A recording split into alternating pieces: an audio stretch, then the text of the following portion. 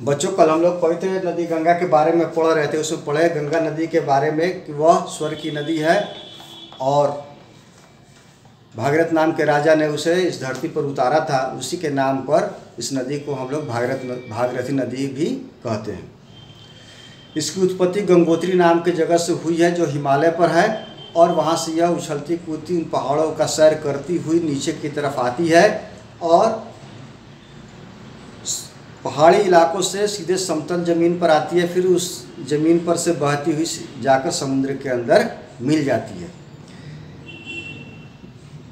हम लोग पढ़े थे कि जब वो मैदानी इलाके में आती है हरिद्वार में, वहाँ से आगे जब बढ़ती है तो प्रयागराज नाम का एक शहर आता है जिसको हम लोग आजकल इलाहाबाद के नाम से जानते हैं। वहाँ आपस में 3 नदियाँ मिलती हैं और इस जगह को हम लोग त्रिवेणी संगम के नाम से जानते हैं।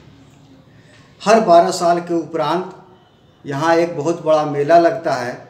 देश विदेश से करोड़ों की संख्या में लोग आते हैं और इस नदी में डुबकी लगाकर अपने पापों को धोने का काम करते हैं। और इस मेले को हम लोग कुंभ के मेले के रूप में जानते हैं, जो हमारे देश में तो प्रसिद्ध है ही, साथ ही साथ विदेशों में भी इसकी बहुत चर्चा होती है।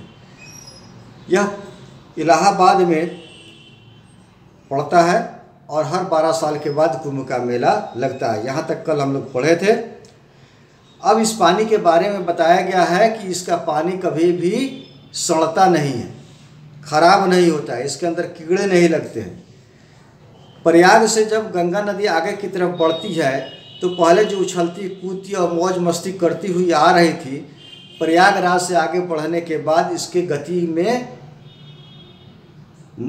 गति मंद हो जाती है, धीमी पड़ जाती है और वह बड़े आराम से अपने आगे के रास्ते को तय करती है।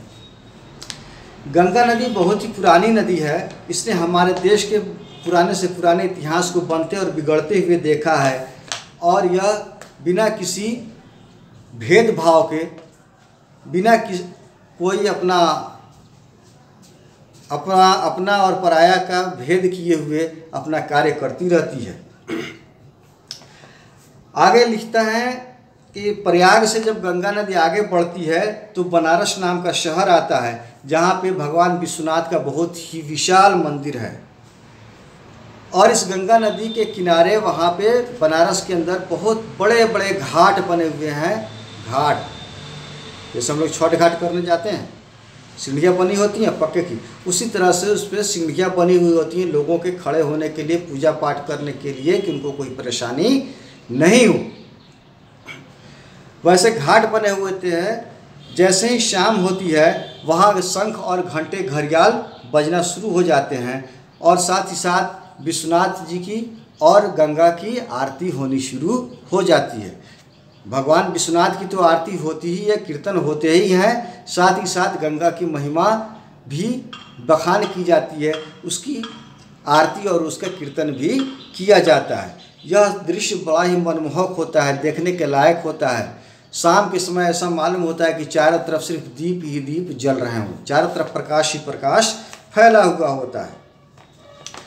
फिर बनारस से यह नदी आगे बढ़ती है और उत्तर प्रदेश को छोड़ती हुई हमारे बिहार के अंदर प्रवेश कर जाती है। जब यहाँ प्रवेश करती है तो हमारे बिहार की कई नदियाँ जाकर उससे मिलती हैं। उन नदियों में घाघरा, कोसी और गंडक नाम की नदियाँ भी हैं, जो तीनों नदियाँ आकर उस गंगा नदी में मिल जाती हैं। उन सभी के पानियों को अपने अंदर समेटती हुई या आगे की तरफ बढ़ती है और राजमहल की पहाड़ी से टकराती हुई सीधे पश्चिम बंगाल में प्रविष्ट हो जाती हैं, या उसके अंदर चली जाती है, उस राज्य में ये चली जाती है। पटना का नाम तो आप लोग सुने होंगे, हमारे बिहार की राजधानी भी है। पटना में गंगा नदी है ना, वही। तो जब बनारस से निकलती है और बिहार में प्रवेश करती है तो सबसे मेन जगह पटना है, वहाँ से निकलती है और इस नदी के अंदर हमारे राज्य की दूसरी नदियों का पानी भी आकर मिलता है। उन सभी पानियों को अपने अंदर समेटती हुई आगे बढ़ती हैं और पश्चिम बंगाल में प्रवेश कर जाती हैं, उस वहाँ आगे बढ़ती है। फिर वहाँ से ब्रह्मपुत्र में मिल जाती है। ब्रह्मपुत्र नाम की नदी जो है वह, उसका पानी और गंगा नदी का पानी आपस से मिल जाता है। लेकिन वहाँ जाने के बाद गंगा कई धाराओं में विभक्त हो जाती है, भागों में बंट जाती है, उसके कई भाग हो जाते हैं और वो सारे के सारे हिस्से जाकर बंगाल की खाड़ी में गिर जाते हैं, मिल जाते हैं। यानी वहाँ जो समुद्र है उसमें जाकर वो मिल जाता है। बिहार से निकलने के बाद बंगाल पहुँचती है, वहाँ पे ब्रह्मपुत्र नाम की नदी का पानी भी आकर गंगा नदी में मिल जाता है। बंगाल में पहुँचने के बाद वह एक नदी के रूप में नहीं निकलती है, बल्कि उसकी कई शाखाएं हो जाती हैं। जैसे एक पेड़ की कई शाखाएं होती हैं, उसी तरह से वो उन शाखाओं में बढ़ जाती हैं। लेकिन उन सारे पानियों का, उन सारी धाराओं का आखिरी पड़ाव कहाँ होता है? वह बंगाल की खाड़ी होती है और सारी की सारी धाराएं जाकर बंगाल की खाड़ी में मिल जाती हैं। बंगाल की खाड़ी समुद्र है, उसमें जाकर वो मिल जाती हैं। कहता है कि गंगा नदी बड़ी ही पावन नदी है, बड़ी ही पवित्र नदी है। इसका जल हम सब के जीवन के लिए बहुत ही आवश्यक है, अतः हमें इसकी स्वच्छता के ऊपर भी ध्यान देना चाहिए। जब इससे हमें बहुत सारे फायदे हैं तो हमें भी इस पानी का ध्यान रखना चाहिए कि यह पानी साफ सुथरा रहे, मैला नहीं। गंगा नदी को भी हमको साफ रखने की ज़रूरत है, नहीं तो इसका पानी प्रदूषित हो जाएगा और यह फायदा के बजाय हमको नुकसान पहुंचाना शुरू कर देगा। गंगा नदी में क्या है, उसका पानी कभी खराब नहीं होता, उसके पानी में कभी कीड़े नहीं पड़ते हैं, उस पानी को हम लोग बहुत अधिक समय तक उपयोग कर सकते हैं। लेकिन अगर प्रदूषण उसके अंदर हो जाए तो वो पानी क्या होगा, दूषित हो जाएगा और वो हमारे काम के लायक नहीं रहेगा। तो ये हमारा दायित्व है, ये हमारा कर्तव्य है कि इस नदी की पवित्रता को बनाए रखने के लिए हमें इसे साफ सुथरा रखना होगा और इसकी सफाई के ऊपर हमें बहुत ध्यान देना होगा। गंगा नदी हमें एक सीख और भी देती है कि हमेशा आगे बढ़ते रहो। जीवन क्या है, हमेशा आगे बढ़ते रहने का ही नाम है, यही जीवन है। कभी भी हमें अपने जीवन में रुकना नहीं चाहिए और आगे प्रगति करनी चाहिए और आगे बढ़ने का प्रयास करते रहना चाहिए। जिस जगह पर हम रुक जाते हैं वही हमारा अंत हो जाता है, वही हमारा आखिरी पड़ाव हो जाता है, हम उसके आगे नहीं बढ़ सकते हैं।